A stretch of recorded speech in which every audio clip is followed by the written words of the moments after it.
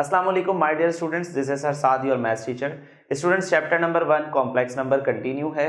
Last video lecture में हमने exercise 1.2 start की थी और क्वेश्चन नंबर 1 अटेम्प्ट किया था। अब इस वीडियो लेक्चर से हम स्टार्ट कर रहे हैं क्वेश्चन नंबर 2 और क्वेश्चन नंबर 2 जनरल क्वेश्चन है। जनरल क्वेश्चंस किसे कहा जाता है? जनरल क्वेश्चंस उसे कहा जाता है जिसमें कोई न्यूमेरिक वैल्यूज नहीं होती, मतलब कि नंबर्स गिवन नहीं होते, जनरल वैल्यूज होती हैं। जनरल मतलब ये कि मुझे अगर कोई कॉम्प्लेक्स नंबर अज्यूम करना है, सपोज करना है, कंसिडर करना है, तो जरूरी नहीं है कि मैं उसको न्यूमेरिक में कंसिडर करूं।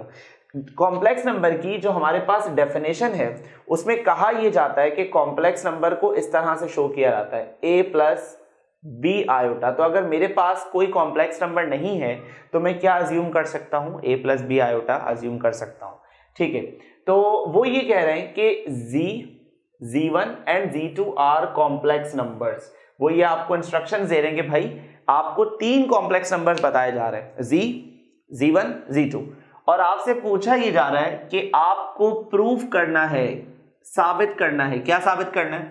कि अगर किसी कॉम्प्लेक्स नंबर को और उसके कॉन्जुगेट को प्लस किया जाए तो आंसर में सिर्फ और सिर्फ रियल टर्म आती है। अब हमें ये चेक करना पड़ेगा, प्रूफ करना पड़ेगा। चलिए स्टार्ट करते हैं। तो सबसे पहली चीज ये कि मेरे पास z के लिए कोई भी वैल्यू नहीं है, मैं आपको बता चुका हूं, ये जनरल क्वेश्चन है, तो लिहाजा मैंने खुद से कंसिडर कर लिया let z is equals to a plus b iota. मैंने यहाँ पे सपोज कर लिया कि z की वैल्यू है a प्लस बी आयोटा। फिर मुझे बाद में पता चला कि मुझे इसका कॉन्जुगेट भी लेना है, तो कॉन्जुगेट के लिए मैंने यहाँ पर ये बार लगा दिया और इस a प्लस बी आयोटा पर भी बार लगा दिया। वी नो दैट कि जब भी कॉन्जुगेट लेते हैं तो जो इमेजिनरी टर्म वाली चीज होती है, जो हमारी इमेजिनरी टर्म होती है, उसका साइन चेंज हो जाता है। अगर प्लस होता है तो माइनस हो जाता है, और अगर पहले से माइनस होता है तो बाद में प्लस हो जाता है। तो यहां पर कॉन्जुगेट इसका बन जाएगा a प्लस बी आयोटा है, तो ये इसका कॉन्जुगेट हो जाएगा a माइनस बी आयोटा। तो स्टूडेंट्स, मैंने कॉन्जुगेट भी फाइंड आउट कर लिया।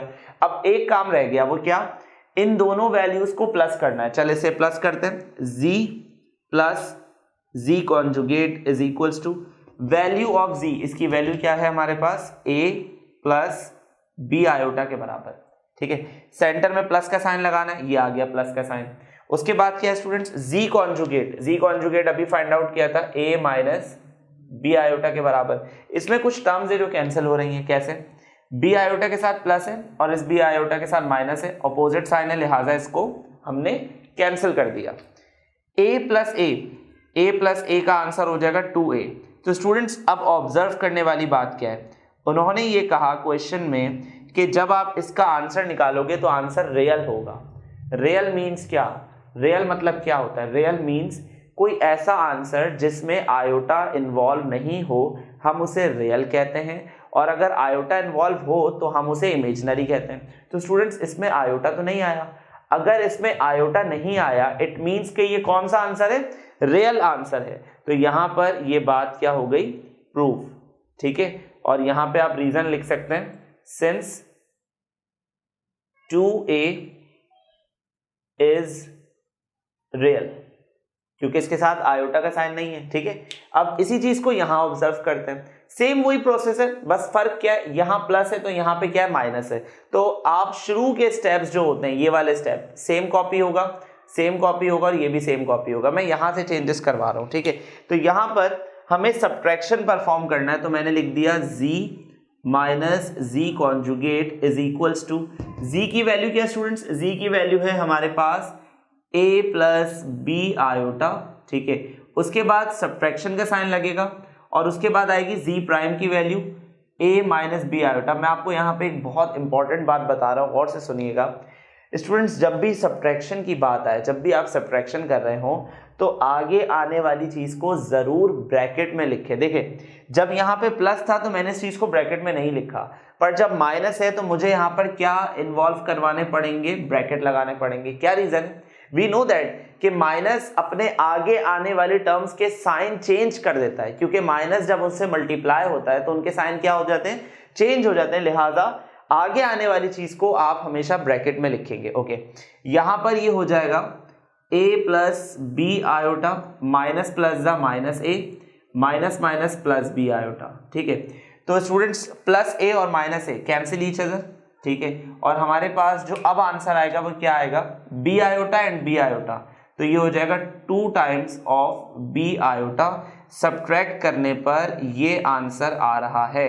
तो स्टूडेंट्स अब ऑब्जर्व करना है कि रियल आंसर है या इमेजनरी आंसर है। सोचें, इसके साथ आयोटा का साइन नहीं था तो मैंने इसे रियल आंसर कहा है, इसके साथ आयोटा का आंसर है तो ये इमेजनरी आंसर है। और क्वेश्चन में भी क्या प्रूफ करना था कि आंसर इमेजनरी आएगा, और हमारा जो 2b आयोटा है वो इमेजनरी आया है, लिहाजा सेकंड पार्ट भी प्रूफ हो गया। आई होप कि आपको समझ में आया होगा, इसमें कोई इतनी मुश्किल वर्किंग नहीं थी। तो ये 2 पार्ट हमारे हो गए, इस क्वेश्चन के 3 पार्ट हैं। चलते हैं हम अपने लास्ट पार्ट की तरफ। ओके स्टूडेंट्स, तो ये जो थर्ड पार्ट है हमारा, ये थोड़ा सा लेंथी है। फर्स्ट और सेकंड पार्ट बहुत सिंपल थे, थर्ड पार्ट इतना सिंपल नहीं है। तो इसमें भी वही सारी ऑब्जर्वेशंस हैं। अब इसमें हमें करना क्या है, इसमें हमें करना ये है कि फॉर एग्जांपल मैंने Z1 को कंसिडर कर लिया है a plus b iota. Suppose मैंने Z1 को a plus b iota consider कर लिया, तो स्टूडेंट्स अब मैं Z2 को दोबारा से a plus b iota consider नहीं कर सकता। बड़ी इंपॉर्टेंट बात थी ये, क्योंकि Z1 इसके साथ 1 लिखा हुआ है ना, तो एक कॉम्प्लेक्स नंबर अगर a प्लस बी आयोटा हो गया तो दूसरा वाला भी a प्लस बी आयोटा नहीं हो सकता, कुछ और ट्राई करना पड़ेगा। तो हमारे पास अल्फाबेट्स की कमी थोड़ी है। अगर आपने a और b कंसिडर कर लिया तो अगले अटेम्प्ट में आप क्या कंसिडर कर लें, c और d कंसिडर कर लें। ठीक है, तो स्टूडेंट्स अब आ जाते हैं लेफ्ट साइड को प्रूफ करना है और राइट साइड को प्रूफ करना है। पहले बात कर रहे हैं लेफ्ट साइड के लिए। लेफ्ट हैंड साइड पर जो वैल्यूज हमें गिवन है वो है Z1 और Z2 को मल्टीप्लाई करें पहले, और फिर उनका मैग्नीट्यूड निकालें। मैं आपको बता चुका हूं कि ये जो लाइंस होती हैं ये मैग्नीट्यूड की रिप्रेजेंटेशन होती है। तो सबसे पहला काम ये कि मैं Z1 को और Z2 को मल्टीप्लाई कर लूं। चलें इसे मल्टीप्लाई करते हैं। Z1 की वैल्यू है a plus b iota, Z2 की वैल्यू है c प्लस डी आयोटा। सो सबसे पहले ये जो a है वो c से मल्टीप्लाई होगा, इट विल बिकम ac। फिर a जो है वो d से मल्टीप्लाई होगा तो ये हो जाएगा ad आयोटा। फिर b आयोटा जो है c से मल्टीप्लाई होगा, ये हो जाएगा bc आयोटा। और b जो है d से मल्टीप्लाई होगा तो ये हो जाएगा bd आयोटा स्क्वायर।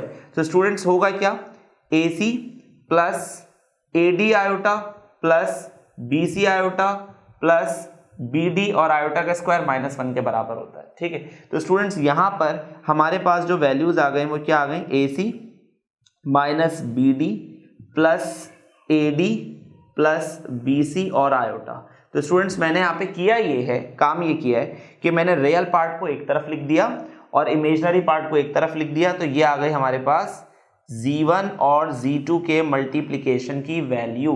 अब करना ये है कि हमें Z1 और Z2 का मैग्नीट्यूड निकालना है। मैग्नीट्यूड कैसे निकलता है आपको बता चुका हूँ। मैग्नीट्यूड निकालने के लिए हमें क्या करना पड़ता है, स्क्वायर रूट का साइन लगाना पड़ता है। पहली चीज यहाँ पर कौन सा साइन लगाना पड़ता है, स्क्वायर रूट का, और फिर हमें दोनों वैल्यूज पे स्क्वायर करना पड़ता है। मतलब कि AC पर भी स्क्वायर करना पड़ता है, AC माइनस BD पर भी स्क्वायर करना पड़ता है, और AD प्लस BC पर भी स्क्वायर करना पड़ता है। ठीक है, तब जाके हमारा क्या निकलती है, तब जाके हमारे मैग्नीट्यूड की वैल्यू फाइंड आउट की जाती है। तो ये जो है हमारा प्रोसेस इस तरह का है कि अब इस पर एक फॉर्मूला लग रहा है। इस पर कौन सा फॉर्मूला लग रहा है स्टूडेंट्स, इस पर एक फॉर्मूला लग रहा है a माइनस बी का होल स्क्वायर। तो आप वो फॉर्मूला अप्लाई करेंगे। इस पे क्या लग रहा है स्टूडेंट्स, इस पे लग रहा है a प्लस बी का होल स्क्वायर। तो आप वो फॉर्मूला अप्लाई करेंगे और उसके बाद आपको वैल्यू मिल जाएगी किसकी, Z1 और Z2 के मैग्नीट्यूड की। तो ये हो जाएगी आपकी LHS सॉल्व। ठीक है, उसके बाद आप करेंगे RHS। RHS की हिंट क्या है, RHS की हिंट ये है कि RHS में हमें पहले मैग्नीट्यूड निकालना है। तो पहले हम मैग्नीट्यूड निकालेंगे। Z1 का मैग्नीट्यूड कैसे निकलेगा स्टूडेंट्स, Z1 क्या है, a प्लस बी आयोटा। तो हम लोग लिखेंगे a पे बी स्क्वायर और b पे बी स्क्वायर। ठीक है, उसके बाद Z2 का मैग्नीट्यूड निकालेंगे। Z2 के मैग्नीट्यूड को निकालने के लिए हमें लिखना पड़ेगा c पे बी स्क्वायर और d पे बी स्क्वायर। ठीक है, और आखिरी में इन दोनों को करना है मल्टीप्लाई। तो इनको मल्टीप्लाई करने के लिए Z1 और Z2 की वैल्यूज को मल्टीप्लाई कर लेंगे। तो students a square plus b square multiply हो जाएगा c square plus d square से। इसे कंप्लीटली सिंप्लीफाई कर लिएगा तो जो आंसर इसका आएगा सेम टू सेम वही आंसर इसका आएगा, और हमारा ये थर्ड पार्ट भी कंप्लीट हो जाएगा। तो ये हमारे क्वेश्चन नंबर 2 के प्रूव दैट के क्वेश्चंस थे, जिसके 3 पार्ट थे, A, B और C, और हमने अभी C अटेम्प्ट किया है। ये वाली जो चीज़ है, ये जो स्टेप्स है ये आप परफॉर्म करेंगे, ये वाले स्टेप्स भी आप परफॉर्म करेंगे और दोनों साइड्स इक्वल आ जाएंगे। अब नेक्स्ट वीडियो लेक्चर से हम स्टार्ट करेंगे इसका नया क्वेश्चन। तब तक अपना बहुत ख्याल रखिएगा। अल्लाह हाफिज़।